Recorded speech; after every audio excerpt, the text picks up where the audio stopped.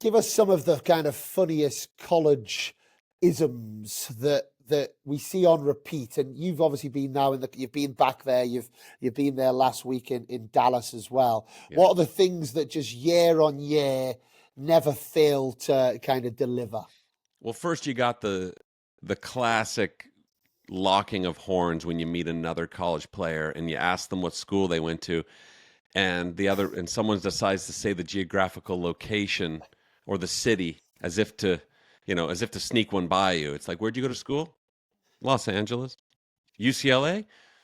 No, Los Angeles Tech. It was a little small, right? You always got to ask that other question. Yeah. That's classic. That still reigns. You got the energy, which is over the top, from especially University of Kentucky. I mean, these guys are going insane after every point. I saw a couple. Yeah, they're screaming and cheering after 15 love. Right, they're going nuts. I saw a guy run out of energy from it. He got up 4 love, and he literally. I'm like, this guy's gonna pass out from celebrating. It's crazy because that's actually one of the things I had down. I said what I'd had written down here was, in our day, I remember us getting pumped up, but I only remember actually running on the court Yeah, once in 4 right. years, and it was when we won the SEC championship. And it was like Mm-hmm. we'd beaten Florida in Gainesville, or we beat the University of Georgia maybe in Gainesville, and we'd won 4-3. Right. And it was genuinely like tight. And when they won, we all ran on the court, and it was like this kind of outbreak of emotion that we couldn't help. But I'm flicking through Instagram now, and I'm like, oh, right, like Penn State have beaten Daytona 6-1, and it's like, is that because we didn't capture it in our day? Were we quite like that, or do you think it has gone completely over the top on that?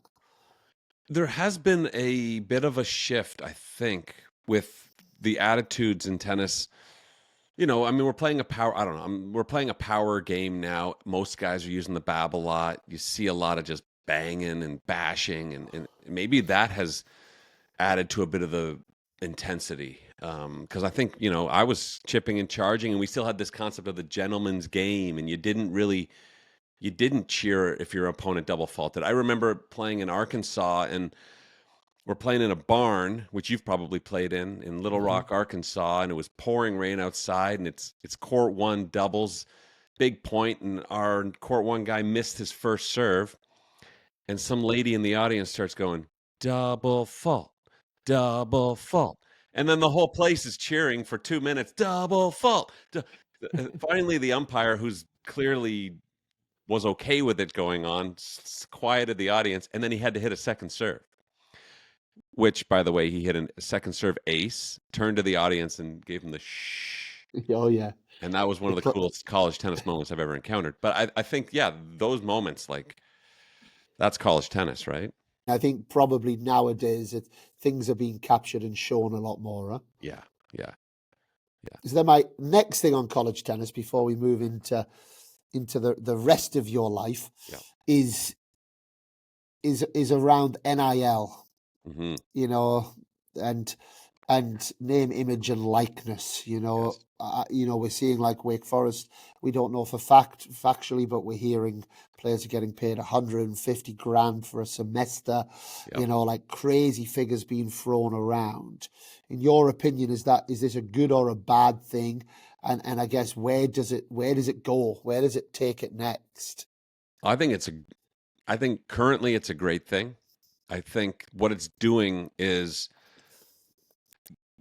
expanding the tennis world and making college tennis, which is a thing that I think yourself and I experience, and we know is this amazing energy, this team energy, and I think it's going to make college tennis a bit more of a must watch event because we're going to get more talent going through the college system.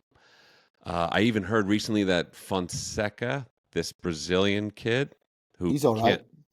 he can't lose a match.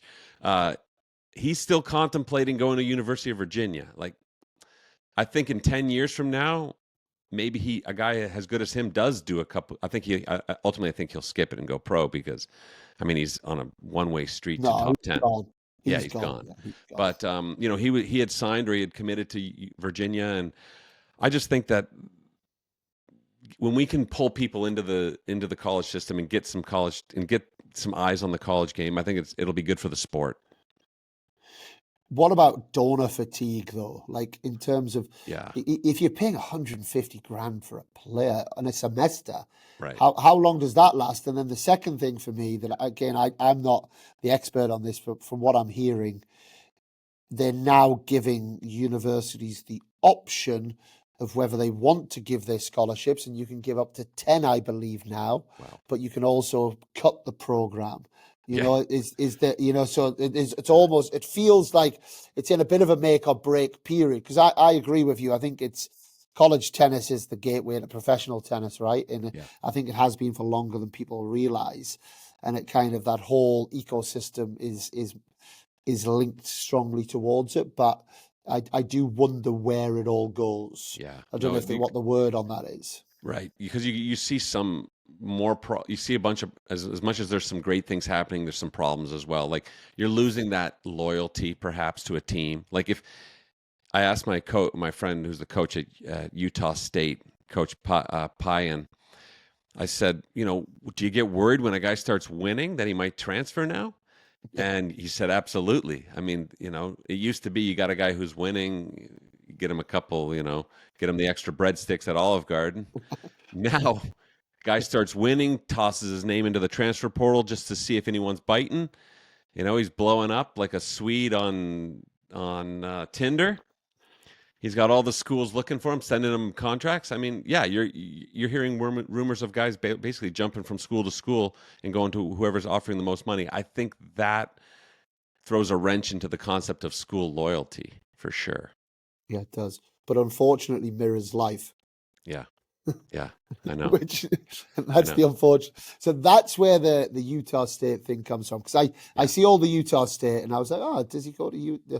So that's a friend of yours who's the coach there. Yeah. And, on the topic of the NIL, so I'm excited about the NIL because it's exciting where money because I like money, but I mean not so the fact that there's money involved in the NIL. So now what's happening is schools are using the NIL to recruit, Yeah, and one of the things with NIL is that you can use the name, image, and likeness, right? So yeah, you can use that in content, social media content.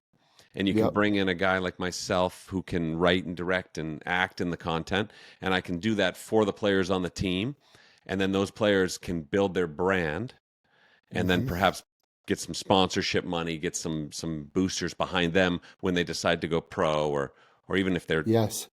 so it's complicated, but yeah, there's opportunity there for content. And is that an avenue that you're looking to develop into? Yeah, big time. Like I think again, it's all just about following my heart in a way. Like I love college tennis. I love that energy. And now that we're seeing some opportunity there, Yep. um, and I believe that with content and Instagram and everything, we're going to be able to see people who had only ever heard from their coach.